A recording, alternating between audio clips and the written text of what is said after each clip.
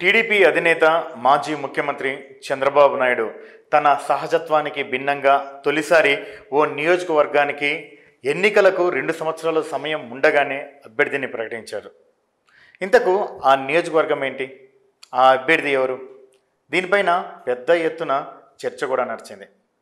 ప్రస్తుతం ఆ అభ్యర్థి వద్ద మనమున్నాము. ఆయనే ధర్మవరం సుబ్బారెడ్డి. ఆయన నియోజకవర్గం డోన్. ఇది కర్నూలు జిల్లాలో ఉంది. సార్, ధర్మవరం సుబ్బారెడ్డి గారు నమస్తే అండి. ఎలా ఉన్నారు సార్? పైన చంద్రబాబు నాయుడు గారి సుదీర్ఘ రాజకీయ జీవితంలో ఎవరిని కూడా ఎప్పుడు కూడా ఎన్నికలకు ముందుగా అభ్యర్థులను ప్రకటించలేదు నియోజకవర్గానికి. రేపు నామినేషన్ చివరి తేదీ అంటే ఈరోజు కూడా బీఫామ్స్ ఇచ్చినటువంటి సందర్భాలు కూడా ఎన్నో ఉన్నాయి. కానీ వాటన్నిటికీ భిన్నంగా మీ పేరు అనౌన్స్ చేసినప్పుడు ఎలా అనిపించింది? వాస్తవంగా కూడా ఇప్పటి వరకు ఆయన రాజకీయ జీవితంలో అదృష్టంగా భావిస్తున్నాను. ఫస్ట్ టైంగా నన్ను ఈ విధంగా అనౌన్స్ చేసిన దానికైతే చాలా పార్టీలో కానీ ఇంకో రకంగా రాష్ట్రం వల్ల కూడా హర్షం వ్యక్తం చేయడం జరిగింది. ఆ రోజు అదృష్టంగా కూడా భావించడం కూడా జరుగుతుంది. మీ రాజకీయ ప్రయాణం అలాగే ప్రస్థానం ఎలా ప్రారంభమైంది? నేను జనరల్గా వచ్చేసి సాధారణమైన రైతు బిడ్డనన్న. మా ఫాదర్ మాకు పంచిచ్చిన ఆస్తి కూడా 2 ఎకరాలు మాత్రమే. ఆ తర్వాత చదువుకునే టైంలో మేము చాలా పెద్ద ఫ్యామిలీ మాది. దాదాపు మా ఫాదర్కి 10 మంది పిల్లలము, 3 ఆడపిల్లలు, 7 మంది మగపిల్లలము. నేను మగపిల్లల్లో 4th సంతానము. అందరం కూడా ఈరోజు వరకు కూడా అందరం కూడా ఉమ్మడి ఫ్యామిలీ మాది. ఈరోజు వరకు కూడా ఉమ్మడి ఫ్యామిలీలో ఉండడం కూడా చాలా అరుదు. ఆ టైంలో కూడా మా ఫాదర్స్ ఉండడం కూడా మేము చదువుకునే టైంలో కూడా ఆస్తులన్నీ ఉమ్మడిగా ఉండింది, కానీ ఫ్యామిలీలు వేరే వేరే ఇళ్ళల్లో ఉండింది. అందరూ కూడా కలిసికట్టుగా ఖచ్చితంగా పిల్లల్ని చదివించుకోవాలనే ఉద్దేశంతో నన్ను మా ఫాదర్ అయితే మా చిన్నాన్నగారు అయితే అందరూ కూడా చదువుకోవాలని చెప్పిన ఉద్దేశంతో లోన్లో అప్పట్లోనే ఇవ్వడం జరిగింది. ఆ ప్రయాణంలో చదువుతూ ఒక విధమైన ఏదో రకంగా సర్వీస్ చేయాలనే ఉద్దేశంతో ఫస్ట్ నుంచి కూడా మేము అనుకునే వాళ్ళము. ఆ భావనలో భాగంగానే ఆ విధంలో భాగంగానే మేము చదువు కోసం వస్తూ రాజకీయంగా అప్పట్లో ఉన్నటువంటి నేను చదువు దాదాపు దగ్గరలో ఉన్నప్పుడు ఎన్టీ రామారావు గారు అప్పుడు రావడం జరిగింది. ఆయనకి అప్పట్లో దాదాపు ఆయనను చూడడం కోసం ఆ కాలంలోనే 3 రోజులు 2 రోజులు మేము తోటల కాడ కూడా వెయిట్ చేయడం కూడా జరిగింది ఆయన వస్తుంటే. ఇంత విధమైనటువంటి పరిస్థితి ఇట్లా రామారావు గారికి ఉంది అని చెప్పని అప్పట్లోనే గుర్తించడం కూడా జరిగింది. అప్పట్లో ఖచ్చితంగా రామారావు 83లో మేము ఫస్ట్ ఓటు కూడా వేయడం జరిగింది. ఆ తర్వాత ఆ ఎలక్షన్లో శివరమణయ్య నిలబడినాడు, యువతల కేయూ వాళ్ళు కూడా నిలబడడం జరిగింది. ఆ ఎలక్షన్ అయిపోయిన తర్వాత నేను మళ్ళీ ఆ ఇంటర్మీడియట్ అయిపోయిన తర్వాత కాలేజీకి కూడా డిగ్రీ కాలేజీలో ఫస్ట్ ఇయర్లో రిప్రజెంటేటివ్గా స్టార్టింగ్ కాలేజీలో రిప్రజెంటేటివ్గా నిలబడడం జరిగింది. నాకు పోటీ కూడా ఎవరో కూడా ఆ రోజు నిలబడకపోవడంలో ఏకాగ్రహంగా కూడా జరిగిపోయింది. సెకండ్ ఇయర్కి వచ్చేసరికి కార్యదర్శిగా అందరూ కూడా ప్రోద్బలంతో నిలబెట్టడం జరిగింది. నాకు ఆపోజిట్కి వచ్చేసి అప్పట్లో ఉన్నటువంటి పార్టీలు అప్పట్లోనే రాజకీయం డౌన్లో చాలా, ఎందుకంటే నీలం సంజయ్ రెడ్డి కాటి నుంచి ఇక్కడ ఉన్నటువంటి పరిస్థితి చాలా, ఈ నియోజకవర్గం చాలా పెద్ద నియోజకవర్గం, పెద్ద వాళ్ళు ఉన్నటువంటి నియోజకవర్గం. అప్పట్లోనే మన కేఈ కృష్ణమూర్తి గారు కూడా భారీ నీటిపారుదల శాఖ మంత్రిగా ఉన్నటువంటి ఆ టైము. ఇక్కడ ఉన్నటువంటి పరిస్థితి ఏముందంటే విజయభాస్కర్ రెడ్డి, అప్పట్లో కోదండరామరెడ్డి, వాళ్ళంతా చెరుకులపాటి శివారెడ్డి గారు వీళ్ళంతా కూడా ఉన్నటువంటి ప్రాంతం ఇది. మేము రాజకీయంగా వాళ్ళతో నారాయణ రెడ్డి గారు వాళ్ళంతా కూడా మాకు కొద్దిగా అప్పట్లోనే ఫ్రెండ్స్ కాబట్టి రాజకీయంగా విధంగా కూడా కొద్దిగా ముందుకు పోవాల్సిన పరిస్థితి వచ్చింది. రావడం వల్లనే ఇంటర్లో కూడా డిగ్రీలో కూడా మేము నిలబడి కార్యదర్శికి కూడా నెగ్గడం జరిగింది. మా ప్యానల్ ఏదైతే ఉందో మొత్తం టోటల్గా కాంగ్రెస్ ప్యానల్. అప్పట్లో కాలేజీలో కూడా కాంగ్రెస్ ప్యానల్, టీడీపీ ప్యానల్ అనేది ఉండేది. కాంగ్రెస్ ప్యానల్ మొత్తం కూడా గెలవడం జరిగింది. ఆ తర్వాత డిగ్రీ 3rd ఇయర్లో కూడా అదే విధంగానే ప్రకారం నిలబెడుతున్నాం. మళ్ళీ జూనియర్ కాలేజీలో కూడా అదే మనకు సంబంధించిన ప్యానల్స్ కూడా అక్కడే ఎన్ఎస్ఏ అని చెప్పి స్టార్ట్ చేస్తే ఆ ప్రకారమే తీసుకురావడం జరిగింది. అప్పట్లో మాది సాధారణ ఫ్యామిలీ కాబట్టి మాకున్న సర్కిల్ ఏదైతే ఉందో నేను చదువుకునే టైంలో చాలామంది బీదవాళ్ళు ఇప్పుడు ఉన్నటువంటి ఫ్రెండ్స్ ఎక్కడైతే ఉన్నారో పల్లెలలో ఉన్న వాళ్ళు ఈ టౌన్కి వస్తే నాకు ఆ కాలంలోనే కొద్దిగా మంచి బట్టలు పండేటివి మాకు. నెల ఖర్చులకు కూడా బాగా ఇచ్చేవాళ్ళు. ఆ ఖర్చులలోనే సాధారణమైన బీద పిల్లలకి వాళ్ళు వీళ్ళు మా ఫ్రెండ్స్, బీద పిల్లలంటే ఫ్రెండ్స్ చదువుకునే పిల్లలకి, వాళ్ళ తల్లిదండ్రులు రూములకి రెంట్లు కట్టలేని పరిస్థితి, ఫీజులు కట్టలేని పరిస్థితి ఉంటే కూడా ఆ కాలం నుంచి కూడా ఆ విధమైన సర్వీస్ ఇవ్వాలనే ఉద్దేశంతో డోన్లో కూడా 2, 3 రూములు రెంట్‌కి ఇచ్చేసి అప్పుడు కూడా వాళ్ళకి ఫ్రీగా సౌకర్యాలు కూడా కల్పించి అట్లా ముందుకొచ్చి తర్వాత కాలేజ్ డేకి ఆ కాలంలోనే విజయభాస్కర్ రెడ్డి గారిని దాదాపు ఆ కాలంలో 50 కార్లతో పిలుచుకొని వచ్చి 3,000 మందికి భోజనాలు ఏర్పాటు చేసి 30,000 మందితో మీటింగ్ నడిపిన పరిస్థితి కూడా అప్పుడు కాలేజ్ డే టైంలోనే ఉంది కూడా అని చెప్పి తెలియజేస్తున్నాను. అంటే మీ సొంత గ్రామం ఏది? మీ బాల్యం అంతా కూడా ఎక్కడ సాగింది? ఇప్పుడు మీరు ఓన్లీ మీ కాలేజీ డేస్, అలాగే స్కూల్ డేస్ అంతా కూడా చెప్పారు. పొలిటికల్‌గా ఎలా ఎంటర్ అయ్యారో చెప్పారు. సో, మీ సొంత గ్రామం ఏది? చాలామంది కూడా మీ ఫోర్ ఫాదర్స్ ఇప్పుడు మైగ్రేట్ అయ్యారు మీ గ్రామానికి అని కూడా చెప్పారు. అది మాది ఎట్లా అది? మాది యాక్చువల్‌గా అయితే మా అబ్బగారి అబ్బ మాది నిట్టూరు అన్న, తాడిపత్రి నియోజకవర్గం నిట్టూరు మాది ఒరిజినల్‌గా. అక్కడి నుంచి మా అబ్బగారి నాయన ఇక్కడ ధర్మవరం విలేజ్ అనేది పక్కనే ఇక్కడ 3 కిలోమీటర్లు. ఆ విలేజ్‌కి రావడం జరిగింది. ఆ విలేజ్‌లో నుంచి కూడా ఇప్పుడు కూడా మాకు నిట్టూరులో సంబంధాలున్నాయి. మా కజిన్ బ్రదర్స్ అందరూ కూడా పెళ్ళిళ్ళు, పేరెంటలు అన్ని రకాలు కూడా ఉన్నాయి. విలేజ్‌లో ఫిఫ్త్ క్లాస్ వరకు ఒక సంవత్సరం మాత్రం ప్యాపిలో చదవడం జరిగింది. ఒక 1 ఇయర్ బెదంచెలో చదవడం జరిగింది. మిగతా సంవత్సరాలు మొత్తం టోటల్‌గా 3 ఏళ్ళు ధర్మవరం విలేజ్‌లో, మిగతా అంతా మొత్తం ఎడ్యుకేషన్ అంతా కూడా డౌన్ టౌన్‌లోనే చదవడం కూడా జరిగిందండి. సో, ఇప్పుడు మీరు అంటే ధర్మవరంలో ఉంటున్నారు. అలాగే మొత్తం మండలాలు అంటే డోన్ నియోజకవర్గానికి సంబంధించి బేతంచెర్ల, డోను, ప్యాపిలి ఎటువంటి సంబంధాలు అప్పుడు ఉండేటివి? అంటే బాల్యంలో కానీ ఆల్రెడీ అంతకుముందు మీ ఫాదర్స్ ఏమన్నా పొలిటికల్‌గా కొంచెం తిరగడం జరిగిందా? లేదా మీ నుంచే స్టార్ట్ అయిందా? మీరు ఎలా అందరితో కూడా పరిచయాలన్నీ పెంచుకోవడం జరిగింది? మా ఫాదర్ వాళ్ళంతా కూడా మా ఫాదర్ గాని, మా గ్రాండ్ ఫాదర్ గాని గ్రామ పెద్దలన్నాం. గ్రామ పెద్ద మనుషులు. ఎక్కడన్నా గానీ పక్క ఊర్లో పంచాయతీలుంటాయి చిన్న చిన్న ఆ కాలంలో రచ్చబండ పంచాయతీలంటారు. అట్లా ఆ పెద్ద మనుషులే గానీ పొలిటికల్ ఫ్యామిలీ అయితే కాదు. నాకు ఇంట్రెస్ట్ ఉండి నేను కొద్దిగా 10 మందికి సర్వీస్ చేయాలా అనే ఉద్దేశంతో కూడా రావడం జరిగిందన్నమాట. సో, కోట్ల విజయభాస్కర్ రెడ్డి, కేఈ కృష్ణమూర్తి మీరు ఎంటర్ అయిన టైంలో చాలా పీక్ స్టేజ్‌లో వాళ్ళకు పొలిటికల్ వారైతేనేమి, లేదంటే ప్రత్యక్షంగా వారైతేనేమి బాగా నడుస్తుంది. ఆ టైంలో మీరు ఎట్లా సస్టైన్ కాగలిగారు? వాస్తవంగా ఎంటర్ అయిందైతే తెలిసి తెలియని వయసులో. ఇట్లా ఈ విధంగా పొలిటికల్ ఉంటుందని అవగాహన లేని వయసు.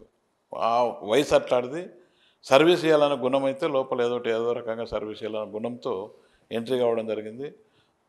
వాళ్ళ వాళ్ళ ఏదైతే ఉందో వాళ్ళ టీడీపీ తరఫున విజయభాస్కర్ రెడ్డి గారు కాంగ్రెస్ పార్టీ తరఫున ఉండడం వల్ల జరిగింది. ఇక్కడంతా కూడా ఎక్కువ శాతం ఇక్కడ ఉన్నటువంటి రెడ్లయితే ఇంకోరైతే విజయభాస్కర్ రెడ్డికి సంబంధించినటువంటి గ్రూప్ ఉండేది. కేఈ ఫ్యామిలీకి సంబంధించినటువంటి వాళ్ళ గ్రూప్ కూడా గౌడ్స్ అయితే ఇంకో రకంగా అందరూ కూడా బీసీలు అయితే అందరూ కూడా అట్లా ఉండేది.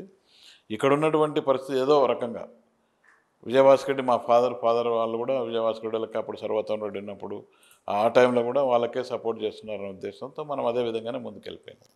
అంటే మీరు రెడ్డిస్ కాబట్టి విజయభాస్కర్ రెడ్డి వాళ్ళకి సపోర్ట్ చేయాలనేటువంటి ఆ ఫీలింగ్ ఏమన్నా? ఫాదర్ వాళ్ళు ఇప్పుడు ఉన్న పరిస్థితి ఏముందంటే అప్పట్లో ఎవరు బంధుత్వాలు ఉంటాయి కులాల ప్రాతిపదికన ఎక్కువగా అంత ఉండేటివి. ఎక్కువ ఉండేవి. ఇప్పుడు ఈ ఊర్లో కూడా 40 ఏళ్ళు నడిచింది ఏముందంటే కేఈ కృష్ణమూర్తి వాళ్ళ అందరు గౌళ్ళంతా ఏకంగా కూడా ఒకటే ప్లేస్లో ఉన్నారు. నమస్తే వాళ్ళు అది తీసుకురాకుండా ఉండాల్సింది. ఇక్కడ రెడ్లు ఎట్లయితే ఉన్నారో ఇక్కడ మొత్తం గౌడ్స్ కూడా ఆ విధంగా తీసుకురావడం వల్ల కూడా చాలా ఇబ్బందులు పడే పరిస్థితి కూడా ఉందన్న. మిగతా కులాల వాళ్ళు కూడా ఇబ్బంది పడిన పరిస్థితి కూడా ఉంది. కోట్ల విజయభాస్కర్ రెడ్డితో ధర్మవరం సుబ్బారెడ్డి సంబంధాలు ఎలా ఉండేవి?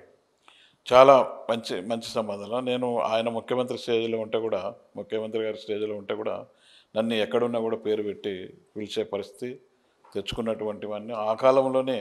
నాకు ఇక్కడ ఉన్నటువంటి పార్టీ డిగ్రీ చదివే టైంలోనే చిన్న సమస్యలు వస్తే కేఈ వారితో కానీ వాళ్ళకి సంబంధించిన గ్రూప్తో కానీ వస్తే కూడా నేను డైరెక్ట్ హైదరాబాద్కి ఆయన దగ్గరికి అమీర్పేటలో ఉన్నప్పుడు కూడా హైదరాబాద్కి పోయేవాడిని. అప్పట్లోనే ఆయన ఎక్స్-సీఎం ఒకసారి సీఎం అయిపోయిన తర్వాత రాజశేఖర రెడ్డి గారు కూడా పిసిసి ప్రెసిడెంట్గా ఉన్నటువంటి పరిస్థితుల్లో కూడా విజయభాస్కర్ రెడ్డికి రాజశేఖర రెడ్డికి మామూలుగా సంబంధాలు లేవని అంటుంటారు. కానీ అప్పట్లో నాకు రాజశేఖర రెడ్డి గారిని పరిచయం చేసింది అయితే మాత్రం విజయభాస్కర్ రెడ్డి గారు. ఆ పరిచయం ఎప్పటి నుంచి చేసినారు లాస్ట్ వరకు కూడా కడసారి చనిపోయేంత వరకు కూడా రాజశేఖర రెడ్డి కుటుంబంతో కూడా సంబంధాలు కొనసాగించినాము. తర్వాత వారు చనిపోయిన తర్వాత కూడా జగన్ గారితో కూడా సంబంధాలు కొనసాగించడం కూడా జరిగింది నేను పార్టీ చేంజ్ అయ్యేంత వరకు. అదేవిధంగా అట్ ద సేమ్ టైం మేమైతే కోట్లకు సంబంధించిన ఫస్ట్ నుంచి కూడా ఉన్న వాళ్ళమే. పరిచయం చేసినాడు కాబట్టి రిలేషన్ కొనసాగించడం ఖచ్చితంగా అని చెప్పి చెప్తాను. కోట్ల విజయభాస్కర్ రెడ్డి గ్రూప్లో కీలకంగా వ్యవహరించిన ధర్మవరం సుబ్బారెడ్డి కేఈ వాళ్ళతో అప్పుడు ఎటువంటి ఇబ్బందులు ఎదుర్కొన్నారు? నేను 90% నేను వ్యక్తిగతంగా నేను కోట్లకి అనే గ్రూపులు కాదన్నా, నాకు పార్టీ బేస్డ్ ఫస్ట్ నుంచి కూడా. ఏ పార్టీలో ఉన్నా కూడా ఆ పార్టీ సిద్ధాంతాలు ఖచ్చితంగా పాటించి పార్టీని నమ్ముకొని వచ్చినాను నేను అంతే.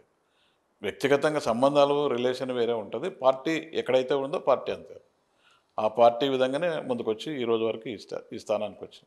వైసీపీలో కంటే కాంగ్రెస్ నుంచి వైసీపీలోకి రావడానికి గల ప్రధాన కారణం ఏంటి? కాంగ్రెస్లో నుంచి వైసీపీ రావడానికి ప్రధాన కారణం ఏమంటూ ఏం లేదన్న. మామూలుగా 2004లో సుజాతమ్మ గారిని తీసుకొని వచ్చి ఇక్కడ నిలబెట్టడం జరిగింది. ఎందుకు సుజాతమ్మ గారిని నిలబెట్టడం అంటే, అప్పట్లో ఉన్నటువంటి బీసీకి వాళ్ళ పార్లమెంట్ అనే ఉద్దేశంతో రాజశేఖర రెడ్డి గారు డెసిషన్ తీసుకోవడం వల్ల, డీజీపీ శ్రీనివాసులు గారిని పిక్చర్లోకి తీసుకురావడం వల్ల, మళ్ళీ ఇక్కడ ఉన్నటువంటి సూర్యప్రకాష్ రెడ్డి గారు 2004 ఎలక్షన్లు అంటే ఒకటి మీకు ప్రస్తావించాలి మీతో. 2004కు రాజశేఖర రెడ్డి గారు డోన్ నుంచి ధర్మవరం సుబ్బారెడ్డికి టికెట్ ఇస్తాము, మీరే పోటీ చేయండి అని చెప్పేసి మీకు ఒక ఆఫర్ ఇచ్చినట్లుగా కూడా ఒక ప్రచారం. చెప్పింది వాస్తవము. డీజీపీ శ్రీనివాసులు గారు ఎంపిక నిలబెడుతూ నువ్వు డోన్లో నిలవంటే నేను డైరెక్ట్ చెప్పాను, నా సార్కి ఆ రోజు చెప్పిన, నేనే కాదు ఎటువంటి పరిస్థితుల్లో ఎవరిని నిలబెట్టినా కూడా డోన్లో నిలబడడం వల్ల ఉపయోగం లేదు సార్, మీరు ముఖ్యమంత్రి కావాలా అని అనుకుంటే మాత్రం ఖచ్చితంగా ఎటువంటి పరిస్థితుల్లో సూర్యప్రకాష్ రెడ్డి గారికి పార్లమెంట్ ఇవ్వడం వల్ల మంచి జరుగుతుంది మనకు 6-7 కాన్స్టిట్యూన్సీలో. ఎందుకంటే దగ్గర టైంలోనే విజయభాస్కర్ రెడ్డి గారు చనిపోవడం జరిగింది కాబట్టి మనకి ఎఫెక్టివ్ ఉంటుంది, ఇబ్బంది పడతాము. ఖచ్చితంగా ఎటువంటి పరిస్థితుల్లో ప్రకాష్ రెడ్డి గారికి ఎంపీ ఇవ్వడం జరిగితే మనకు మంచి జరుగుతుంది, పార్టీ మంచిగా ఉంటుందని చెప్పని సార్కి రిక్వెస్ట్ చేయడం జరిగింది. ఆ తర్వాత కూడా ఇక్కడ ఉన్నటువంటి పరిస్థితుల్లో నేను ఎటువంటి పరిస్థితుల్లో ఇక్కడ ఉన్నటువంటి అప్పుడు కేఏ వాళ్ళ బలం చాలా పెద్ద ఎత్తున ఉండేది. వాస్తవ పరిస్థితులు కూడా కొన్ని దాదాపు 70-80 బూతులలో కూడా రిగ్గింగ్ల పరిస్థితి ఉండేది. ఎక్కడ ఏజెంట్లు కూడా ఉండే పరిస్థితి లేదు కాబట్టి మనం ఇక్కడ ఇబ్బంది పడతాం ఖచ్చితంగా అనే ఉద్దేశంతో, కోట్ల వాళ్ళ ఇంట్లో నేనైనా ఇంకోరైనా ఎవరం కూడా గెలవలేము. కోట్ల సుజాతమ్మ గారు వస్తే లేడీస్ మీద కొద్దిగా సింపతి వస్తుంది, ఆ విధంగా మనం తెచ్చుకోగలిగితే మాత్రం ఖచ్చితంగా డోన్ నుంచి గెలుస్తామనే ఉద్దేశంతో మేమందరం రిక్వెస్ట్ చేయడం వల్లనే ఆ రోజు సుజాతమ్మ గారిని ఇక్కడ తీసుకొచ్చి అన్ని రకాలుగా తిప్పల పడి గెలిపించుకుంటే బాధ్యత కూడా భుజాల మీద వేసుకొని గెలిపించుకున్న విషయం కూడా అందరికీ డోన్ నియోజకవర్గ ప్రజలకు అందరికీ. కానీ సుజాతమ్మ గెలుపులో కీలక పాత్ర పోషించిన ధర్మవరం సుబ్బారెడ్డి ఆ తర్వాత షాడో ఎమ్మెల్యేగా డోన్ నియోజకవర్గాన్ని పరిపాలించాడని ఒక ప్రచారం అయితే ఉంది. ఏకీభవిస్తారా మీరు దాంతో? నేను ఎప్పుడు కూడా నా సర్వీస్ మోటివ్, ఎక్కడ ఎవరి దగ్గర ఉన్నా కూడా ఖచ్చితంగా పని చేస్తాను. నేను ఎక్కడ ఏ పవర్ని కూడా యూజ్ చేయను, నా సర్వీస్కు మాత్రం యూజ్ చేసుకుంటాను. ఎవరికన్నా కానీ ఎవరు వచ్చి అడిగినా కూడా ఖచ్చితంగా. ఆ టైంలో బాగా టీడీపీ కార్యకర్తలను ఇబ్బంది పెట్టడము, తర్వాత చాలా కేసులు పెట్టించడం, ఇవన్నీ కూడా ధర్మవరం సుబ్బారెడ్డి దగ్గరుండి చేశాడనేది. నేను ఈ రోజు వరకు కూడా అజాతశత్రువు ఉన్నాను డోన్ నియోజకవర్గంలో. నేను ఇంతమంది కేఈ కోట్ల కుటుంబాలలో చాలామంది 100ల మంది చనిపోవడం జరిగింది ఇక్కడ వాళ్ళిద్దరి మధ్యలో కూడా వాస్తవంగా కూడా. అయినా కూడా నేను ఎక్కడే కానీ ఈరోజు ఫ్యాక్షన్ లీడర్స్ అంతా నాకు సంబంధాలు ఉన్నాయి అప్పుడు, కానీ నేను ఎప్పుడు కూడా ఎక్కడ కూడా ఫ్యాక్షన్ పూసుకోలేదు. ఎందుకు పూసుకోలేదంటే ఓన్లీ సర్వీస్ మోటివ్లోనే అయినా.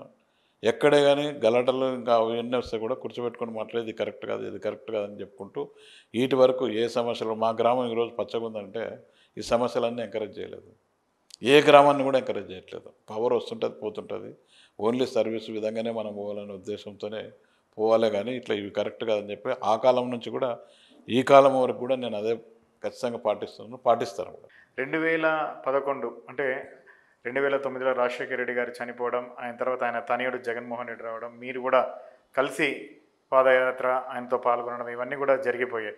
ఆ సమయంలో అసలు బుగ్గన రాజేంద్రనాథ్ రెడ్డి అంటే ప్రస్తుతం ఆర్థిక శాఖ మంత్రి, మీ నియోజకవర్గ ఎమ్మెల్యే గారు, సో ఆయనకు కూడా అంటే మీ కలయిక, మీ పరిచయం ఎలా సాగింది? ఫస్ట్ వాస్తవంగా అయితే 2009 ఎలక్షన్ అయిపోయిన తర్వాత రాజశేఖర రెడ్డి గారు మరణం తర్వాత నేను ఒక్కనే కాదు, రాష్ట్రం అంతా కూడా అయ్యో పాపం రాజశేఖర రెడ్డి కుమార్ రమ్మడి ఉండాలనే ఉద్దేశంతో చాలామంది కూడా అందరూ కూడా ఆ కుటుంబంతో ఉండడం జరిగింది. ఆ కుటుంబంలో ఉన్న వాళ్ళలో నేను ఒక కుటుంబ సభ్యుని. ఫస్ట్ నుంచి కూడా నేను ఆ కుటుంబాన్ని ప్రేమించేవాడిని. దాంట్లో ఆ విధంగానే ఖచ్చితంగా మన తోడు ఈ కష్టకాలంలో తోడు ఉండాలనే ఉద్దేశంతో వారి అబ్బాయితో పాటు జగన్మోహన్ రెడ్డి సార్తో పాటు మేము కూడా ఉండడం జరిగింది. ఆయన తర్వాత ఎప్పుడైతే ఆయన శిష్యరికం తీసుకున్నామో ఖచ్చితంగా ఎటువంటి పరిస్థితులు అని చెప్పింది వినాలనే ఉద్దేశంతో పార్టీలు అట్లే కొనసాగుతూ అప్పుడు మనం ఉన్నటువంటి బుగ్గన రాజేంద్రనాథ్ రెడ్డి గారు ఆయనకేదో క్లాస్మేటో ఫ్రెండో అని చెప్పని కూడా చెప్పుకుంటుంటాడు, కానీ నాకైతే ఇక్కడ ఆ విధంగా ఫ్రెండా క్లాస్మేట్ అనే భావన అయితే నాకు తెలియదు. నాకైతే ఇక్కడ జగన్మోహన్ రెడ్డి గారి ఇంట్లోనే పరిచయం కావడం జరిగింది. పరిచయం అయిన తర్వాత అప్పుడు నేను కూడా అవకాశం వస్తే ఖచ్చితంగా 2014లో నిలబడాలని ఒక ఉద్దేశం కూడా ఉంది. కానీ ఇక్కడ నాకు ఉంది ఏముందంటే, నేను కోట్ల సుజాతమ్మ గారిని ఎప్పుడైతే తీసుకొచ్చినానో 2004లో తీసుకొచ్చి బయటికి తీసుకొచ్చి పెట్టాను. ఆ తర్వాత ఆమె పోటీ చేస్తే డోన్లో నేను చేయకూడదని, ఆమె మీద పోటీ చేయకూడదని ఒక మనస్సాక్షిగా కూడా నేను పోటీ చేయకూడదనే ఉద్దేశం కూడా నా మనసులో ఉంది. కాబట్టి ఆమె ఇక్కడ కాంగ్రెస్ తరఫున పోటీ చేస్తుందేమో, నేను ఎందుకు ఆమె పోటీ చేయడం కూడదనే ఉద్దేశంతో బుగ్గన రాజేంద్రనాథ్ రెడ్డి ఇవ్వండి సార్, నాకైతే అభ్యంతరం లేదు, నేను ఆయనకు సపోర్ట్ చేస్తానని చెప్పడం జరిగింది. కేవలం ఆమె కోసం మాత్రమే. అంటే ఆమె టీడీపీ తరఫున అక్కడ పోటీ చేస్తుందని, లేదంటే కాంగ్రెస్ తరఫున పోటీ కాంగ్రెస్ తరఫున ఎప్పుడైతే నేను ఇప్పుడు ఆ ఇంట్లో నేను ఎదిగినా ఆమె మీద, ఆ కుటుంబం మీద నేను పోటీ చేయకూడదు, బాగుండదనే ఉద్దేశంతో. లేకపోతే అవకాశం అనేది ఉండిందా? ఒకవేళ మీకు కావాలంటే ఖచ్చితంగా ఉండింది అవకాశం ఉండింది. కేవలం అదొకటే మార్గం, నేను ఆ కుటుంబం మీద పోటీ చేయకూడదనే ఒక. సో అంతకుముందు బుగ్గనతో అంత పరిచయం ఏం లేవు, అంటే సొంత మండలము, ఒకటే నియోజకవర్గము, ఎక్కువగా మీరు తిరుగుతారు, అది కాక చదివారు కూడా బేతంచెర్లలో. సో అయినా కూడా ఆయన ఆల్రెడీ సర్పంచ్గా చేశారు వాళ్ళ ఫ్యామిలీ. నేను 1 ఇయర్ చదివింది చిన్నపిల్ల ఉన్నప్పుడు అన్న. వాళ్ళంతా ఇప్పుడు వాస్తవంగా కూడా వాళ్ళ ఎడ్యుకేషన్, వాళ్ళు ఉన్నప్పుడు చిన్నగా ఉన్నప్పుడు బేతంచెర్ల ఎడ్యుకేషన్ ఎప్పుడు ఉండదు వాళ్ళది. ఎక్కడో వాళ్ళ ఎడ్యుకేషన్లు అంతా ఎక్కడో మళ్ళీ హైదరాబాద్ ఉండి ఉంటాయి. తర్వాత వాళ్ళ బంగ్లాలు చూసింటారు మీరు ఎప్పుడు కూడా. బంగ్లాలలో లోపలికి పోతే వాళ్ళ ఎవరు కూడా వాళ్ళని చూసిన వాళ్ళు దాదాపు ఇప్పటి వరకు కూడా చాలామంది, చాలా అరుదు. ఆయన అంటే రాజకీయాల్లోకి వచ్చినాడు, కానీ మిగతా ఫ్యామిలీ మెంబర్స్ని కూడా ఎవరు చూసింటారు. ఇప్పటి వరకు నేను వాళ్ళ ఇంట్లో ఫ్యామిలీ, వాళ్ళ డాటర్ని కానీ వాళ్ళ మిస్సెస్ని కానీ, నేనే కాదు డోన్ నియోజకవర్గం కూడా చాలామంది చూసింటారు, అరుదు. కుటుంబం అంతా రాజకీయానికి దూరంగా ఉంటుంది, కేవలం రాజారెడ్డి గారు మాత్రం ఉంటారు. అది కూడా నాకు డైరెక్ట్ జగన్ గారు వాళ్ళ ఇంట్లోనే, ఈయన ఉంటే బాగుంటుంది, మీరు ఆలోచించి గెలిపేయండి, నేను వద్దనుకున్న తర్వాతనే, సుజాతమ్మ మీద నేను ఎప్పుడైతే పోటీ చేయకూడదు అనుకున్న తర్వాతనే ఆయన ఇంకా ఎవరు అయితే బాగుంటుంది అనే ఉద్దేశంతో, మీ ఇష్టం సార్ ఎవరు పెట్టిన చేస్తాను అనడంలో బుగ్గని తీసుకొచ్చి నువ్వు గెలిపేయాలని. మళ్ళీ ఎందుకంటే ఈ 2 మండలాలు తర్వాత డోన్ టౌన్ అంతా మీదే ఉంటుంది కాబట్టి ఖచ్చితంగా నువ్వు రెస్పాన్సిబిలిటీ తీసుకుంటా అంటే పంపిస్తా అన్నాడు. నాకైతే అభ్యంతరం లేదు సార్, చేస్తానని చెప్పినాను.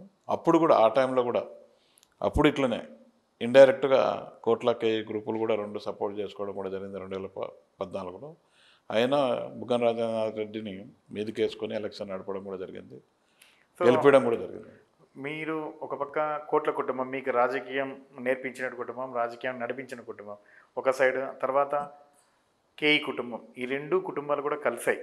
వాళ్ళను ధీటుగా ఎదుర్కొని రాజారెడ్డికి మద్దతుగా అప్పుడు ఎలా సాగింది? అప్పుడంతా ఎక్కడ ఏదైనా పార్టీ అన్న, పార్టీ మీద ఉన్నటువంటి అభిమానం కార్యకర్తల్లో ఎప్పుడైతే వస్తుందో, ఏ లీడర్ల ఇవన్నీ పనిచేయవన్న వాస్తవంగా. ఎందుకంటే 2014 అంతా టీడీపీ వచ్చింది, కానీ డోన్ మాత్రము వైసీపీ వచ్చింది.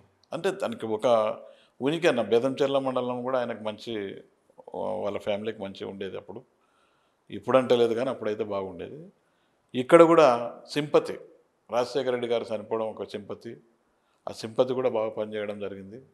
అందువల్లనే నేను ఒక్కరిని ఏదో చేసినానని కాదు, కానీ కార్యకర్తలలో ఉత్సాహం ఉండింది. తర్వాత రాజశేఖర రెడ్డి కుటుంబాన్ని ఒకసారి చూడాలనే ఒక అవకాశం వచ్చింది కాబట్టి ఆయన గెలవడం జరిగింది. సో 2014-19 బుగ్గన రాజేంద్రనాథ్ రెడ్డి అండగా నిలిచిన ధర్మవరం సుబ్బారెడ్డి ఎందుకు ఒక్కసారిగా ఆయన నుంచి పక్కకి వెళ్ళిపోవాల్సిన అవసరం వచ్చింది? ఒకటి ఎవరికైనా పొలిటికల్లో ఒకటి ఉంటుంది అన్న, ఎప్పుడన్నా కూడా ఆయన వాడుకున్నాడు మమ్మల్ని, అన్ని రకాలుగా వాడుకున్నాడు, మా ఫ్యామిలీని వాడుకున్నాడు అన్ని రకాలుగా. అందరం కష్టం చేసినాం, వాళ్ళ ఫ్యామిలీ బయటకు వచ్చి క్యాన్వాస్ చేయకుంటే కూడా నేను మా మరదళ్ళతో అందరితో కూడా క్యాన్వాస్ చేయించిన పరిస్థితి కూడా. ఎందుకంటే మనం ఇక్కడ ఖచ్చితంగా ఒక మాట ఇస్తే మాట మీద ఉండాలనే ఉద్దేశంతో మా తమ్ముడు, మా కుటుంబ సభ్యులందరం కూడా కలిసికట్టుగా ఆయన గెలిపించిన తర్వాత ఆయన ఒక స్టేజ్కి వచ్చినాడు. ఏ రోజైనా కూడా ఇక్కడ వీడుంటే నాకు డైరెక్ట్ కార్యకర్తలు ఆయన దగ్గర పోవట్లేదన్న మైన పరిస్థితి ఉందంటే, అందరూ ఇక్కడ ఉన్నాను కాబట్టి నా దగ్గరకు వచ్చేవాళ్ళు. అది జీర్ణించుకోలేక ఆయన ఏదో రకంగా బయటకు దెబ్బాలనే ఉద్దేశంతో ఆయన ఆలోచించి బయటకు నూకడం జరిగింది. ఆ తర్వాత అంతా నాకు మంచిగా జరిగిందన్న. వైసీపీ పార్టీ పుట్టినప్పటి నుంచి ఇద్దరు కూడా కలిసి ప్రయాణం చేశారు, ధర్మవరం సుబ్బారెడ్డి, రాజారెడ్డి. అలాగే కలిసి నడిచారు, కలిసి విజయాలను అందుకున్నారు. కానీ ఇప్పుడు రాజారెడ్డికి సరైన ప్రత్యర్థి ధర్మవరం సుబ్బారెడ్డి అంటే ఏం చెప్తారు? ఆయన కలగని లేదన్న. వాస్తవంగా కూడా నన్ను బయటికి పంపించి ఇట్లా పరిస్థితి వస్తుందంటే నన్ను బయటకు పంపాడు. ఖచ్చితంగా ఎటువంటి పరిస్థితులు ఆయన దగ్గర ఏదో రకంగా పెట్టుకునేవాడు. ఎంతసేపు ఉన్నా ఇక్కడ ఉన్నటువంటి పరిస్థితి 40 ఏళ్ళ నుంచి కోట్లకి కుటుంబాలు తప్పితే ఇక్కడ రాజకీయాలు ఎవరు చేయరు కదా, వాళ్ళే ఉంటారనే ఉద్దేశంతో నన్ను ఎక్కడ లేకుండా కొట్టడానికి ఆలోచించినాడు తప్పితే తిరిగి నేను ఇప్పుడు జగన్ గారికి శర్మిలమ్మ ఎట్లా బాణం వస్తుందో ఆయనకు తెలియదు, నేను ఇట్లా వస్తానని చెప్పి ఆయనకు తెలియక జరిగిన పరిస్థితి వాస్తవం కూడా. మీరు ఈ మండలాలకు సంబంధించినటువంటి కార్యకర్తలు అంటే ఇప్పుడు టీడీపీ వాళ్ళనంటే మీరు వైసీపీలో ఉన్నప్పుడు కానివ్వండి, కాంగ్రెస్లో ఉన్నప్పుడు కానివ్వండి, అప్పుడు టీడీపీ అంటే రాజకీయంగా ప్రత్యర్థులు టీడీపీ చాలామందిని కూడా ఇబ్బంది పెట్టారనేటువంటి ఒక ఆరోపణలు ఉన్నాయి. అయినా మీరు అజాతశత్రువు అని చెప్తున్నారు. ప్రస్తుతం అయితే టీడీపీలో కొనసాగుతున్నారు.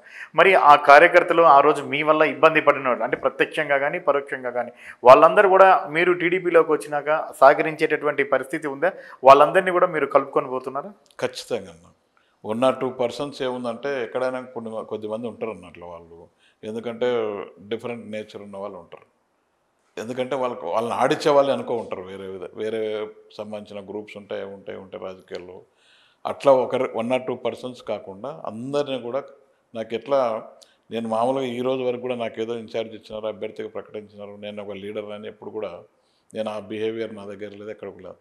అందరం ఒక కుటుంబ సభ్యులం, ఇది ఒక పార్టీ, ఒక ఇల్లు, అందరం కలిసికట్టుగా ఉండాలనే ఉద్దేశంతో కార్యకర్తలతో నేను పోతాను తప్పితే ఎప్పుడు కూడా ఈ రోజు వరకు నాకు ఆ చెడు పేరు లేదన్న. కాంగ్రెస్లో కానీ ఇటు వైసీపీలో కానీ అంటే మీతో కలిసినటువంటి ప్రయాణం చేసిన కార్యకర్తలు కానీ నాయకులు కానీ ఈరోజు మీకు టికెట్ వచ్చిన తర్వాత ఇప్పుడు మీతో కలిసి నడిచేందుకు టీడీపీలో ఏమైనా సిద్ధంగా ఉన్నారు? ఖచ్చితంగా ఉంటారన్న. వచ్చారా ఇప్పటి వరకు ఏమన్నా? ఖచ్చితంగా ఇప్పుడు వరకు వచ్చారు. ఇంకా వచ్చే వాళ్ళు కూడా దాదాపు ఇప్పుడు ఈ చిన్న డిస్టర్బెన్స్ లేకుండా ఉంటే ఇవాళకల్లా ఆయన ఇండ్లు ఖాళీ అవుతుండే నా వాస్తవ పరిస్థితి. బుగ్గన రాజేంద్ర రెడ్డి ఇండ్లు ఖాళీ అయిపోయేది. ఒకటి ఈ చిన్న డిస్టర్బెన్స్ క్లియర్ అయితే ఆయన వలలేసి పట్టుకున్నా కూడా ఆగరన్న, అదైతే వాస్తవ పరిస్థితి. అంటే మీ వ్యక్తిగత అభిప్రాయంగా ఒకప్పుడు కోట్ల కేయి కుటుంబాలకు సంబంధించి వాళ్ళ మధ్యలో ఎన్నో కుటుంబాలు నలిగిపోయినటువంటి పరిస్థితులు ఉన్నాయి, చిన్న చితకవి. సో వాళ్ళ కలయికను డోన్ ప్రజలు కానీ అంటే మీరు కానీ వ్యక్తిగతంగా ఏ రకంగా చూస్తారు? నేనైతే ఎందుకంటే పెద్ద కుటుంబాల గురించి ప్రస్తావించాను కానీ నా బయట ప్రజలు మాత్రం ఖచ్చితంగా మాత్రం జీర్ణించుకోలేని పరిస్థితిలో ఉన్న వాస్తవ పరిస్థితి. లాస్ట్ ఎలక్షన్స్లో కూడా మనం అందరం చూసినాము ఏం జరిగిందని చెప్పని. ఇవన్నీ కూడా మనం ఏదో పై కలయికలు వాళ్ళు కూడా ఇద్దరు వాస్తవంగా నాకు తెలిసి అయితే పై కలయికలే ఉంటాయి కానీ లోపలైతే కలిసిండరు అనే ఒక పరిస్థితి అయితే నాకు కూడా కనపడుతుంది. ధర్మవరం సుబ్బారెడ్డి ఎమ్మెల్యే స్థాయి వ్యక్తి కాదు, ఆయనకు పోటీ చేసే అర్హత లేదు, ఈయన ఒక వైసీపీ కోవర్ట్ అంటూ ఆరోపణలు చేస్తూ మీ మీద కరపత్రాలు కూడా పంచారు నారా లోకేష్ వచ్చినప్పుడు. సో దానికి సంబంధించి చాలామంది మీద పార్టీ పరంగా నిర్ణయాలు కూడా తీసుకున్నారు. మరి అంత వ్యతిరేకించే వ్యక్తులు పూర్తిగా ధర్మవరం సుబ్బారెడ్డికి టీడీపీ క్యాడర్ ఎలా పనిచేస్తుంది? అంటే ఇక్కడ ఉన్నటువంటి పరిస్థితి ఏముందంటే వాస్తవంగా చెప్పాలనుకుంటే నాకు ఎప్పుడైతే బాబు గారు ఇన్ఛార్జ్ ఇచ్చారో ఇవ్వడానికి కారణం ఎవరంటే కేఈ కుటుంబం. వాస్తవంగా చెప్పాలంటే డైరెక్ట్ కేఈ కుటుంబమే అక్కడ తీసుకుపోయి బాబు గారు ఇంట్లో కూర్చోబెట్టేసి మేమైనా ఒకటే సుబ్బారెడ్డి ఒకటైనా ఒకటే ఖచ్చితంగా ఎటువంటి పరిస్థితుల్లో మేము అన్ని రకాలుగా పనిచేస్తామని చెప్పని కేఈ ప్రతాపన్న గారు వచ్చి బాబు గారికి చెప్పడం వల్లనే నన్ను ఇన్ఛార్జిగా అనౌన్స్ చేయడం జరిగింది. తర్వాత ఆ రోజు కూడా నేను చెప్పాను వాస్తవంగా కూడా ప్రభాకర్ అన్నను కూడా ఒకసారి మీరు మాట్లాడి ఖచ్చితంగా ఎటువంటి పరిస్థితుల్లో మీరు ఒప్పించుకోకపోతే మళ్ళీ చిన్న డిస్టర్బెన్స్లు వస్తాయి, నాకే ఇబ్బంది లేదు, ఎవరున్నా ప్రాబ్లం లేదు, ఆయనను కూడా అడగండి అని చెప్పిన ఉద్దేశంతో బాబు గారు ఆయనకు కూడా కాల్ చేసి అడగడం జరిగింది. ప్రభాకర్ అన్న కూడా నాకేం అభ్యంతరం లేదు కూడా అని చెప్పడం జరిగింది. తర్వాత ఇక్కడున్నటువంటి లోకల్ కూడా 40 ఏళ్ళ నుంచి చేసిన వాళ్ళు లోకల్ వాళ్ళు ఉంటారు అని చెప్పిన ఉద్దేశంతో ఇక్కడ ఉన్నటువంటి సీనియర్ నాకు మిత్రుడే నాగేశ్వరరావు యాదవ్ గారు, ఆయన ఫ్యామిలీలో కూడా 2 సార్లు కూర్చొని వాళ్ళ బ్రదర్స్ని ఇద్దరు కూర్చోబెట్టుకొని నాకైతే అభ్యంతరం లేదు, నాకు సంకేతాలు వస్తున్నాయి, మీరు ముందు యాక్టివ్గా ఉండమని చెప్పి బాబు గారు సంకేతాలు ఉన్నాయి, మీరు ఉంటామంటే నాకు అభ్యంతరం లేదు, నేను చేస్తానని చెప్పి వారి కుటుంబీకులను కూడా పిలిపించి మాట్లాడడం కూడా జరిగింది. ఆ తర్వాత కోట్ల వాళ్ళ ఇంట్లో కూడా సూర్యప్రకాష్ రెడ్డి గారి ఇంటికి నేను పోవడం జరిగింది, నాతో పాటు మా మిత్రుడు మురళి, తర్వాత అందరం కూడా పోవడం జరిగింది. సూర్యప్రకాష్ రెడ్డి గారిని అడిగితే నేను ఎంపీకి తప్పితే ఎమ్మెల్యేకి పోటీ చేయను, నన్ను గురించి డిస్టర్బ్ చేయొద్దని ఆయన గారు చెప్పడం జరిగింది. తర్వాత సుజాతమ్మ గారి కోసం మీరు రండి మేడం అదే అని చెప్పి మేము అడగడం జరిగింది. తర్వాత చంద్రబాబు నాయుడు గారితో కూడా మేము సుజాతమ్మ గారు వస్తే మాకు ఇబ్బంది ఏం లేదు పంపేయండి అని కూడా అడిగితే చంద్రబాబు నాయుడు గారు కూడా సార్ కూడా అడగడం వల్ల ఆమె రిపీట్ చేసింది, నేను ఆలూరు తప్పితే ఎక్కడ పోటీ చేయను అని చెప్పి ఆమె కూడా ఆ రోజు చెప్పడం వల్ల గత్యంతరం లేని పరిస్థితుల్లో ఇక్కడ కార్యకర్తలు చాలా భయంకరమైన ఇబ్బంది పడుతున్నారు, ఎవరో ఒకరికి ఖచ్చితంగా ఉండాలనే ఉద్దేశంతో పార్టీ అన్యాయం అయిపోతున్న ఉద్దేశంతో నేను బాబు గారు చెప్తే భుజానికి వేసుకున్నాను తప్పితే నాకేదో ఎమ్మెల్యే కావాలని ఇంకొకటి కావాలని ఇంకొకటి ఆలోచన ఉండేది కాదు. కానీ 2.5 సంవత్సరం నుంచి కార్యకర్తలు చాలా ఇబ్బంది పడడం వల్ల అందరితో మమేకమై ఈరోజు మొత్తం ఎప్పుడైతే బుగ్గన గారు కూడా వాస్తవం కూడా ఈ కార్యకర్తలు చేసిన దానికి సర్వీస్ ఇచ్చిన దానికి బుగ్గన గారే భయపడుతున్నారు. అంతమంది అంటే అన్ని కుటుంబాలను అంతమందిని మెప్పించి బాబు గారిని ఒప్పించి ధర్మవరం సుబ్బారెడ్డి అభ్యర్థిగా డోన్లో అడుగుపెట్టిన తర్వాత ఆశించిన స్థాయిలో సహాయ సహకారాలు అందడం లేదు. తర్వాత ఒక తెలియని వెలితితో ఒక మగతతో ఇప్పుడు ప్రస్తుతం ధర్మవరం సుబ్బారెడ్డి బాధపడుతున్నాడని ఒక ప్రచారం సాగుతుంది.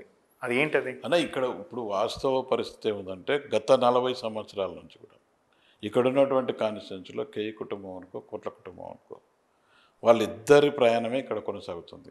ఎప్పుడో లోకల్లో మేకల శేషన్న అనే ఒక బీసీ లీడర్ వాల్మీకి నాయకుడు ఆయన ఎమ్మెల్యే అయినాడు తప్పితే ఎక్కడ కూడా లోకల్ వాళ్ళు ఎవరు లేరు వాస్తవంగా ఇప్పుడు వరకు 40 ఏళ్ళ నుంచి పరిపాలిస్తున్న పరిస్థితి. ఇప్పుడు ఏమైందంటే ఎందుకు నేను నన్ను ముందుకు తీసుకొని వచ్చి 2.5 సంవత్సరంలో పార్టీని ఇంత బలోపేతం చేయడానికి కారణం ఏంటంటే ఎప్పుడో రాక అవకాశం వచ్చింది లోకల్ అభ్యర్థికి.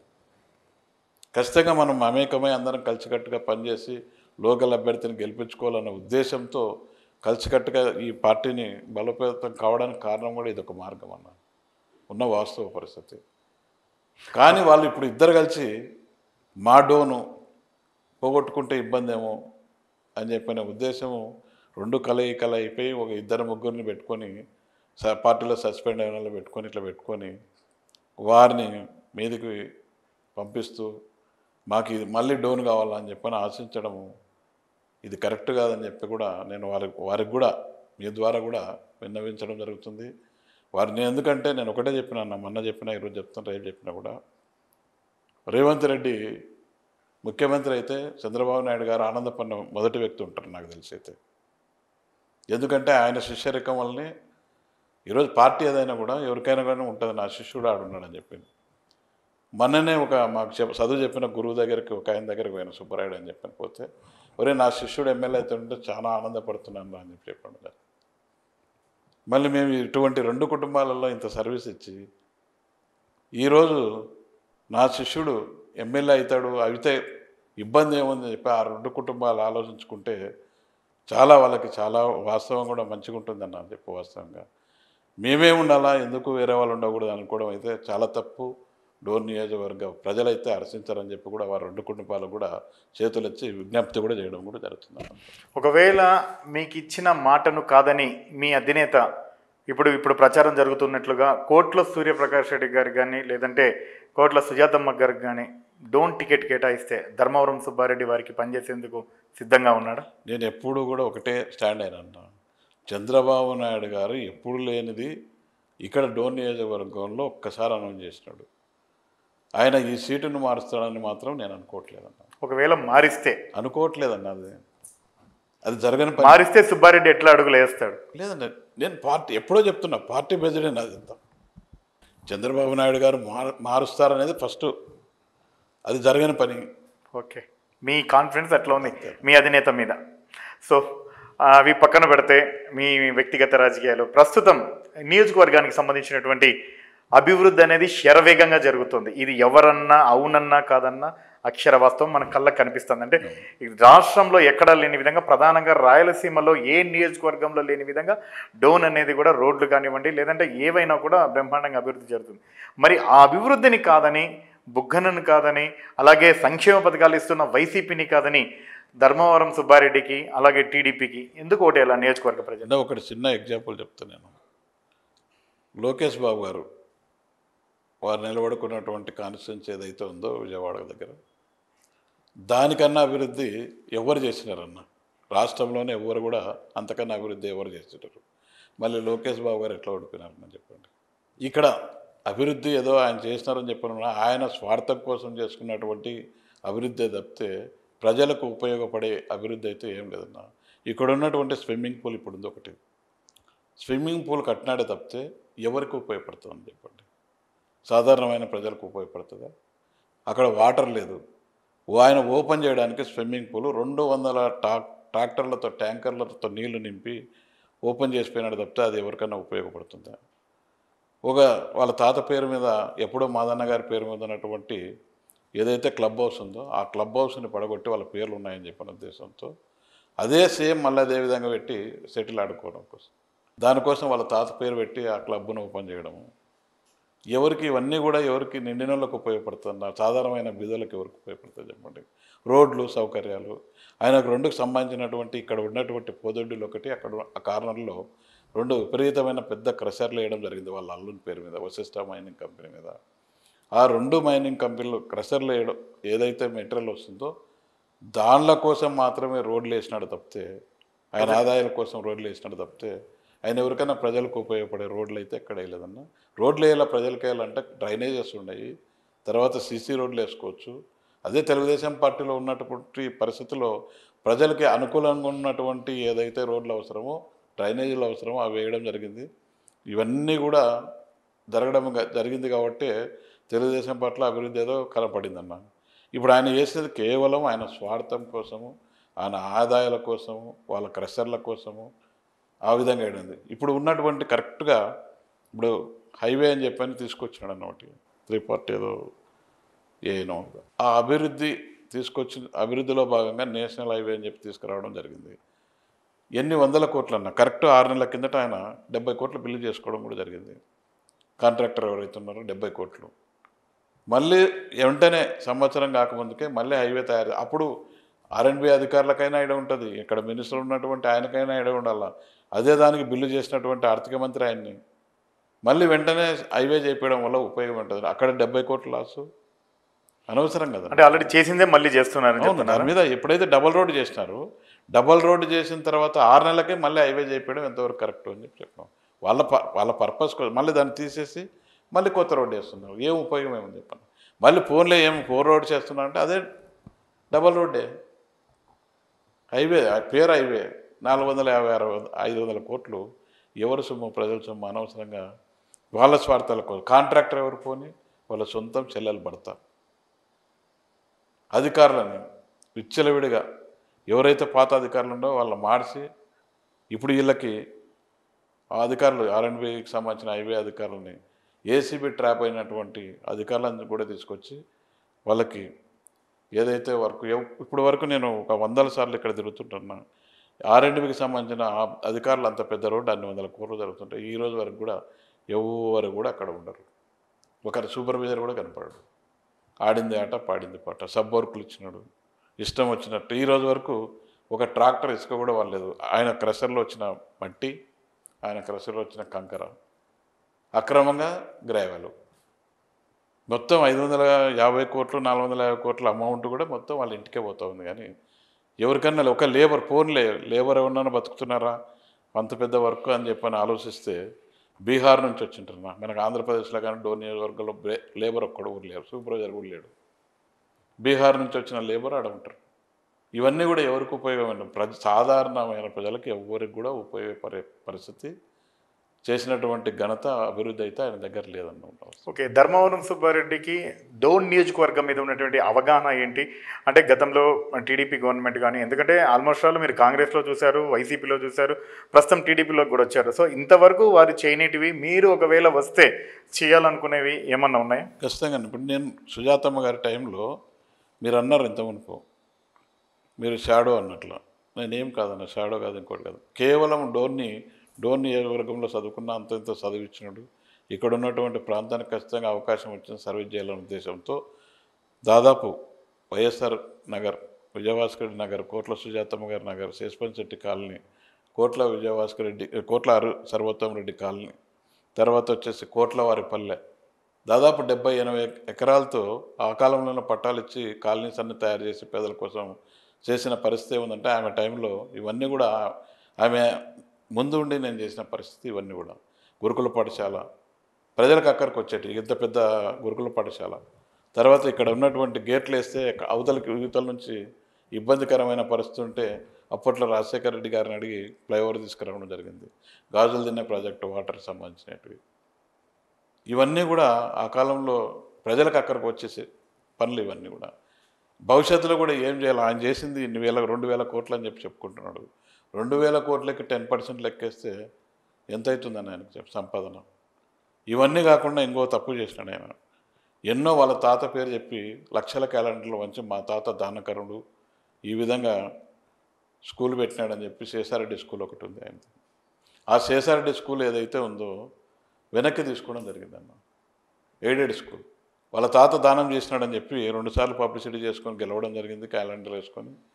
ఇప్పుడు అదే స్కూల్ని ఎయిడెడ్ స్కూల్ నుంచి తప్పించేసి ఆ స్కూల్ 100 కోట్లు చేస్తుంది ఇప్పుడు ఆ ప్రాంతం అంతా కూడా. అది వెనక్కి తీసుకున్నాడు. ఇవన్నీ పర్సంటేజ్లు ఈ వర్కులన్నీ ఇవన్నీ ఆయన చేసింది ఏముందంటే ప్రజలకు ఉపయోగపడైతే ఏది కూడా లేదు. ప్రజలకు ఉపయోగపడే పనులు ఏమన్నా ఉంటే ఇక్కడ ఉన్నటువంటి డోన్ నియోజకవర్గంలో వాస్తవంగా కూడా అన్ని బోర్ల పరిస్థితి, బోర్లు వర్షం వస్తే సాధారణంగా ఉన్నటువంటి పరిస్థితి, గ్రౌండ్ వాటర్ లేకుంటే రైతులు కూడా ఏం చేయలేరు. ఇక్కడ ఉన్నటువంటి పరిస్థితి రైతులకు సంబంధించి చాలా ఇబ్బందులు పడుతున్నారు. ఆయన ఆలోచించి ఏదన్నా అదే 2000 కోట్లు పెట్టిన డెవలప్మెంట్కి రోడ్లకి దాట్లకి అనే ఆలోచన ఉన్న పరిస్థితి, ఇరిగేషన్ ఏదో చిన్న స్మాల్ ఇరిగేషన్ తీసుకొచ్చి ఇక్కడ ఉన్నటువంటి 3 మండలాలు కూడా వాస్తవం కూడా ఇరిగేషన్ లేదు కాబట్టి 500 కోట్లతో తీసుకొచ్చే చిన్న ఇరిగేషన్ ప్రాజెక్టు తీసుకొచ్చింటే కూడా ఈరోజు మేమందరం కూడా వాస్తవం కూడా హర్షించేవాళ్ళం ఉన్నాం. అది లేదు ఆయన దగ్గర. అది లేకుండా ఈ విధంగా ఆయన స్వార్థాల కోసం తీసుకున్నటువంటి అభివృద్ధి తప్పితే ఎవరికి యూజ్ అయిన అభివృద్ధి కాదని చెప్పి కూడా నిక్కచ్చి కూడా చెప్పడం. నియోజకవర్గంలో మేజర్ పరిశ్రమ నా ప్రతి పరిశ్రమ ఉంది మీకు మొత్తం కూడా. సో వాళ్ళందరికీ కూడా రాయితీలు ఇవ్వడం, అలాగే నా రాయల్టీకి సంబంధించి కూడా తగ్గించడం కూడా చేయడం జరిగింది. సో అటువంటి కార్యక్రమాలన్నీ చేసిన వ్యక్తికి కాకుండా టీడీపీకి ఎందుకు వేస్తారు ఓటు? ఆయన ఇప్పుడు ఒకటన్నా, ఇప్పుడు ఆయన ఎంతసేపు ఉన్నా కూడా అవి ఏదో రాయితీలు చేసినాడు అంటున్నాడు. రాయితీలు ఎవరు చేసినారు? లాస్ట్ టైంలో టీడీపీలో ఉన్నటువంటి పరిస్థితి, టీడీపీలో ఎవరైతే బీసీ జనార్దన్ రెడ్డి గారు అప్పుడున్నటువంటి మళ్ళీ అంతో ఎంతో రామిరెడ్డి గారు కష్టపడి ఎంతో ఎంతో తీసుకొచ్చి రాయితీలు ఇప్పించినారు తప్పితే ఈయన బుగ్గన గారు చేసింది ఏముందంటే అందరూ మైన్ ఓనర్లకు కూడా రాయితీలు ఇప్పకుండా ఎవరైతే ఉన్నారో అక్కడ ఉన్నటువంటి ఫ్యాక్టరీ ఓనర్లకు కానీ తర్వాత వచ్చేసి ఇక్కడ ఉన్నటువంటి మైన్ ఓనర్లకు కానీ మొత్తం విజిలెన్స్ కేసులు తప్పితే ఎవరికి లేవన్నా టోటల్గా. ఈవెన్ నా మీద కూడా మా సంబంధించిన ఫ్యామిలీ మీద ఫస్ట్ స్టార్టింగ్లో 104 కోట్ల పెనాల్టీ ఇచ్చిన ఘనత ఏముందంటే బుగ్గన గారు. కట్టారా మరి 104 కోట్లు? కట్టలేదన్న. ఈరోజు వరకు కోర్టులో పోరాడుతున్నాము. 104 కోట్లు 104 కోట్ల పెనాల్టీ. ఇప్పుడు కరెక్ట్ 15 రోజుల కిందట కూడా మళ్ళీ నోటీస్ ఇప్పించినాడు. ఇప్పుడు 10 సార్లు నోటీస్ ఇప్పించినాడు. మేము స్టే తీసుకొస్తాం, ఏదో రకంగా కొట్టేపించుకుంటాం, మళ్ళీ ఇంకోటి చేస్తున్నాం, మళ్ళీ ఇంకో రకంగా చేసి ఈ విధంగా వ్యక్తిగతంగా ఇబ్బంది పెడుతున్నాం. మళ్ళీ ఆయనకి మేము అంత సాయం చేసిన వాళ్ళకి వ్యక్తిగతంగా ఇబ్బంది పెడుతున్నప్పుడు మేము కూడా వ్యక్తిగతంగా ఇబ్బంది పెట్టుకోవాలనుకుంటే ఆయన మాట తట్టుకోలేను. నా వాస్తవం చెప్పాలంటే నేనేముందంటే రాజకీయంగా ఎదుర్కోవడమే తప్పితే వ్యక్తిగతంగా పోయే మనిషిని కాదు. ఇంకోటి ప్రజల్ని మాత్రం ఎప్పుడు కూడా నాకైతే నేను ఎవరు శత్రువుతులు లేరు. వాస్తవంగా ఆయన వ్యక్తిగతంగా ఎప్పుడైతే మా ఫ్యామిలీ మీద వచ్చినాడో ఖచ్చితంగా కూడా ఆయన ఒక్కరి మీద మాత్రం ఖచ్చితంగా మా ఫ్యామిలీ ఎప్పుడు వ్యక్తిగతంగా అంటే మళ్ళీ మనిషి మీద కదన్న చెప్పేది. మమ్మల్ని ఏ విధంగా వ్యాపారాల ఇబ్బంది మీద పెట్టాడో ఆయన వ్యాపారాల మీదగా భవిష్యత్తులో ఇబ్బంది పెట్టడానికి మాత్రం ఖచ్చితంగా ఆయన ఒక్కరి మీదనే. ఎవరు నాకు మళ్ళీ వాళ్ళ పార్టీలకు కానీ వ్యక్తిగతమైన ఎవరికి కూడా అవి ఎవరైనా శత్రువు కూడా నాకు వచ్చి సర్వీస్ ఇవ్వమంటే మాత్రం ఇవ్వడానికి సిద్ధం. కానీ మా దగ్గర ఏదో ఇప్పుడు మా ఫాలోయర్స్ని దాక్కుంటాం అట్లా అలవాటు అయితే మాకు లేదు. మరోవైపు ధర్మవరం సుబ్బారెడ్డి చాలా మంచి వ్యక్తి, పార్టీని కలుపుకొని పోతున్నాడు. కానీ ఆయన తనయుడు మితిమీరిన రాజకీయ జోక్యం వల్ల చాలామంది టీడీపీ నేతలు సఫర్ అవుతున్నారు. అందుకనే సుబ్బారెడ్డిని వీడి దూరం పోతున్నారని చెప్పేసి ఒక ప్రచారం కూడా జరుగుతుంది. ఎంతవరకు వాస్తవం? దానికి ఒకటి చెప్తాను. ఉన్న వాస్తవాల పరిస్థితి అయితే ఒకటేముందంటే ఇప్పుడున్న పరిస్థితి పాత రాజకీయాల పరిస్థితికి కొన్ని తేడాలు ఉన్నాయన్న వాస్తవంగా. పాత రాజకీయాల్లో ఏముందంటే సిగరెట్ ఎవరికైనా జాబ్ కావాలంటే సిగరెట్ ప్యాక్ మీద చింపి రాసిస్తే ఆ కాలంలో విజయభాస్కర్ రెడ్డి గారు వాళ్ళంతా జాబులు ఇచ్చేవాళ్ళన్న. మళ్ళీ కొన్ని రోజుల తర్వాత లెటర్లు వచ్చినాయి, కొన్ని రోజుల తర్వాత ల్యాండ్ ఫోన్లు తర్వాత వచ్చినాయి, తర్వాత సెల్ ఫోన్లు వచ్చినాయి. టెక్నాలజీ రోజు రోజుకి వాస్తవంగా పెడుతుంది. నేను 30-40 ఏళ్ళ కిందట ఎడ్యుకేషన్ ఉన్నటువంటి ఇప్పుడు చంద్రబాబు నాయుడు గారు పార్టీలో ఖచ్చితంగా ఆ ప్రకారం రోజు రోజుకి ఏది విధంగా నడుస్తుందో అప్డేట్ కాకపోతే వాడు పనిచేయలేడు చంద్రబాబు నాయుడు గారి దగ్గర. నాకున్న పరిస్థితుల్లో నేను ఆ కాలంలో నేను బీకామ్ చదివినా కానీ టెక్నాలజీకి పరకంగా అప్డేట్ కాలేక నా కుటుంబ సభ్యుడు ఎవరైతే ఉన్నారో ఒక చదువుకున్న వ్యక్తి నా దగ్గర లేకపోతే ఈ పార్టీలో ఏంటంటే కంప్యూటర్ వర్క్ ఉంటుంది మొత్తం టోటల్గా. దానికోసం నా పిల్లోని నేను వాడుకుంటున్నాను తప్పితే ఏ స్టేజ్ మీద ఈరోజు కూడా ఎక్కడన్నా స్టేజ్ మీద కానీ తర్వాత వచ్చేసి పక్కన కూర్చోబెట్టుకోవడం కానీ పెత్తనం చెలాయించడం అయినా అటువంటిది ఏమి కూడా ఈరోజు వరకు నేను చేయను. భవిష్యత్తులో కూడా ఇట్లాంటివి ఎంకరేజ్ చేయను. ఒక పర్సన్ అయితే ఖచ్చితంగా ఎటువంటి పరిస్థితుల్లో పార్టీ ఈరోజు డోన్ నియోజకవర్గంలో పార్టీ బతికేయడం కారణం ఇంట్లో ప్రతి ఏ పార్టీ కార్యక్రమం ఏది ఇచ్చినా కూడా ముందుకు తీసుకోవడానికి కారణం పార్టీ కార్యకర్తలు ఒకటైతే దాంట్లో కంప్యూటర్లో ఫీడ్ చేయడం కానీ ఇంకోటి కానీ అప్డేట్ చేయడానికి వాస్తవంగా మట్టికి పోయినా ఇంట్లో ఒకటి ఉండాలని చెప్తారు కదా, అందుకోసం అని చెప్పని అప్డేట్ చేయడానికి మాత్రమే నా కుటుంబం వాడుకుంటున్నాను తప్పితే ఎవరో కార్యకర్తల మీద ఎవరి మీద పెత్తనం చేయించడానికి అయితే కాదు. అంటే యాదృచ్ఛికమ్మా ఇది కాకతాళీయమా ఒకటి చెప్పండి. జగన్మోహన్ రెడ్డి గారు కూడా తన మొట్టమొదటి అభ్యర్థిగా డోన్ నియోజకవర్గానికి సంబంధించినటువంటి బుగ్గన రాజేంద్ర రెడ్డిని కూడా అప్పుడు ప్రకటించడం జరిగింది. అది కూడా జలదుర్గంలో ప్లేస్లో. సేమ్ చంద్రబాబు నాయుడు గారు కూడా ధర్మవరం సుబ్బారెడ్డిని డోన్ నియోజకవర్గ అభ్యర్థిగా మొదటిసారి సేమ్ ఎక్కడైతే బుగ్గన రాజేంద్ర రెడ్డిని జగన్మోహన్ రెడ్డి ప్రకటించాడో అక్కడే ప్రకటించడం జరిగింది. ఇది వాస్తవమేనా? ఇది వాస్తవం, ఇది సెంటిమెంట్ కూడా. నా వాస్తవ పరిస్థితి ఏముందంటే నేను అడిగిన సార్ని రిక్వెస్ట్ చేసుకున్నా, సార్ ఇక్కడ ఉన్నటువంటి మీరు ఇన్ఛార్జ్ ఇవ్వాలనుకుంటే ఇక్కడ ఇద్దరిని కోట్లకి కుటుంబాలు కాదని రేపొద్దున ప్రాబ్లం వస్తుంది, నాకు ఖచ్చితంగా మీరు సర్వీస్ చేయమంటే ఎన్ని రోజులని చేస్తా, కానీ నాకు ఇన్ఛార్జికి ఇచ్చిన తర్వాత మళ్ళీ ఆ రోజు ఎవరు వచ్చి తనకపోతాం అట్లా ఇట్లా ఉన్న ఉద్దేశంతో అనౌన్స్ చేస్తానంటే నేను పని చేస్తాను పార్టీకి, లేకుంటే ఎవరైనా తీసుకురాండి సార్, నాకేం ఇబ్బంది లేదు, ఎన్నేళ్ళైనా పని చేస్తాను సార్ని అడగడం వల్ల ఆయన ఖచ్చితంగా ఎటువంటి పరిస్థితుల్లో వారు రెండు కుటుంబాలని రమ్మంటే రాని పక్షంలో అప్పుడే బేదంచెర్ల ఎలక్షన్ కూడా రావడం జరిగింది. ఆ బేదంచెర్ల ఎలక్షన్లో మనం ఏం చేసినాం, మూడు రోజులకే అనౌన్స్ చేసిన 3 రోజులకే ఎలక్షన్ రావడం జరిగింది. ఎలక్షన్లో మనం ఏ విధంగా అదే ఫైనాన్స్ మినిస్టర్ సొంత వార్డుని కూడా గెలుపుకోవడం కూడా జరిగింది. సొంత వార్డు, ఫైనాన్స్ మినిస్టర్ సొంత వార్డు కూడా. ఆ పరిస్థితుల్లో సార్కి ఒక కాన్ఫిడెంట్ వచ్చింది, ఖచ్చితంగా ఉండగలుగుతాడు, ఇబ్బంది లేదని కాన్ఫిడెంట్ రావడం వల్లే ఆయన అక్కడ సేమ్ ప్లేస్లో కూడా ఎక్కడ అనౌన్స్ చేసినది సార్కి ఐడియా ఉంది. డోన్లో బస్ స్టాండ్లోనే ఎక్కడైతే అనౌన్స్ చేసినాడో డోన్లో బస్ స్టాండ్లో స్టార్టింగ్లో దింపుతుండా అని చెప్పడం జరిగింది. తర్వాత జలదుర్గంలో కూడా అభ్యర్థిగా అక్కర్లేదు అభ్యర్థిగా అని చెప్పడం జరిగింది. మళ్ళీ మొన్న అరెస్ట్ అయ్యే ముందు ఒకరోజు ముందు కూడా సార్ ఫ్యామిలీకి రావడం జరిగింది. ఆ రోజు కూడా అత్యధిక మెజార్టీతో సుబ్బారెడ్డి గెలిపాడని చెప్పడం జరిగింది. ఇవన్నీ కూడా వాస్తవ పరిస్థితులు. అందుకోసమైనా ఖచ్చితంగా ఎటువంటి పరిస్థితుల్లో ఎప్పుడైతే అంత పెద్ద ఆయన మనల్ని మొదటి వ్యక్తిగా ఎప్పుడైతే అభ్యర్థిగా ప్రకటించాడో మనం ఒక్కరోజు కూడా ఇంట్లో ఉండకుండా ఖచ్చితంగా పార్టీ కోసం సర్వీస్ చేయాలి. ఎంటైర్ కుటుంబం మొత్తం టోటల్గా ఈ రోజు వరకు ఎన్ని అడ్డంకులు వస్తుంటే కూడా పార్టీ కోసం సర్వీస్ రోజు పార్టీకి సంబంధించినటువంటి కార్యక్రమాలు నడుపుతున్నాను తప్పితే వ్యక్తిగతంగా ఎక్కడ కూడా ఏ కార్యకర్తకు ఇబ్బంది పడే పనులు కానీ ఇంకోటి కానీ నేను చేయట్లేదు. తర్వాత వచ్చేసి వాళ్ళ అభివృద్ధి ఏదైతే ఉందో దానిలో నేను పాయింట్అవుట్ చేయడం తప్పితే నేను వ్యక్తిగతంగా ఎవరి దగ్గర కూడా పోవడం లేదు. ఆయన అక్రమాలు దండిగా చేస్తున్నాడు, నేను అక్రమాల గురించి పాయింట్అవుట్ చేస్తున్నాను తప్పితే ఆపమని కానీ ఇంకోటి చెప్తాను. సొంతం ఇక్కడ ఉన్నటువంటి అన్ని డోర్లు ఎత్తేసినారు మొత్తం టోటల్గా. ఆయన లిక్కర్, ల్యాండ్, శాండ్ ఎక్కడైనా కానీ మార్కెట్ యార్డ్లో ఏమమ్ముతాను నేను తెలుగుదేశం గవర్నమెంట్లో ఒక్కటే నా అమ్ముతున్నాను. కందులు బుడ్డలు అమ్ముతుంటాను, శాండ్ అమ్ముతున్నారు మార్కెట్ యార్డ్లో. ఎక్కడ లేని విధంగా ఎక్కడి నుంచో పేకట క్లబ్బులు విపరీతంగా, ఎక్కడ లేని సంస్కృతి డోర్లు ఏమైనా నడుస్తుంటే గంజాయి. మీరు కావాలంటే ఆంజనేయ కొండ మీద సాయంకాలం 7:30 తర్వాత పైకి వండి 100 మంది కూర్చొని బంగి కొడుతుంటారు. నిన్నెల్లా మొన్న ఈనాడు పేపర్లో కూడా రావడం జరిగింది. మళ్ళీ మేము చాలాసార్లు కూడా పోలీసు అధికారులకు కూడా విన్నవించి ఏమైనా నడుపుకోమనండి కావాలంటే ఆయనకు. కానీ ఆ గంజాయి ఒకటి పిల్లలు చెడిపోతారు అని చెప్పని అదొకటి కూడా అధికారులను రిక్వెస్ట్ చేయడం జరిగింది. మైకులో కూడా మేము చాలాసార్లు కూడా మినిస్టర్ గారికి కూడా అదే చెప్పడం కూడా జరిగింది. చిన్న పిల్లలు, ఆడపిల్లలకి ఇబ్బంది వస్తుంది, ఆ గంజాయిని ఎట్లన్నా కానీ ఖచ్చితంగా మీరు ఇక్కడ డోన్ నియోజకవర్గంలో రానియకుండా చూడండి అని చెప్పి కూడా ప్రతిసారి కూడా అడగడం జరుగుతుంది. కానీ ఉపయోగం అయితే లేదు. వాళ్ళ సొంతం నేను ఒక అధికారి, సిఐ గారు ఇప్పుడు లేడు కానీ అధికారి, సార్ ఇది ఒక్కటిసారి అడిగితే ఏం చేయాలో మేము రెడ్డి గారు, ఎవరైతే లీడర్లు ఉన్నారో వాళ్ళే వచ్చి వాళ్ళని నడిపించుకోవడానికి వస్తున్నారు, ఇబ్బంది పెడుతున్నారు. ఈ విధంగా నాకు కూడా బాధగా ఉందని చెప్పి అధికారి కూడా ఒప్పడం కూడా జరిగిందని. ఇట్లా అయినా అభివృద్ధి అంటున్నాను, అభివృద్ధి ముసుగులో ఇవన్నీ ఉంటాయి. డైరెక్ట్గా షాప్లోనే, లిక్కర్ షాప్లోనే మద్యం ఏదైతే బళ్ళారి మద్యమో వాళ్ళ సొంత మద్యం కూడా అమ్ముతుంటే పట్టుకున్న పరిస్థితి ఉంది. అధికారులు ఏం చేస్తారని చెప్పండి. థ్యాంక్ యూ సుబ్బారెడ్డి గారు, మీ అమూల్యమైనటువంటి సమయాన్ని మాకు హెచ్ఎం టీవీ కోసం కేటాయించినందుకు. Thank you.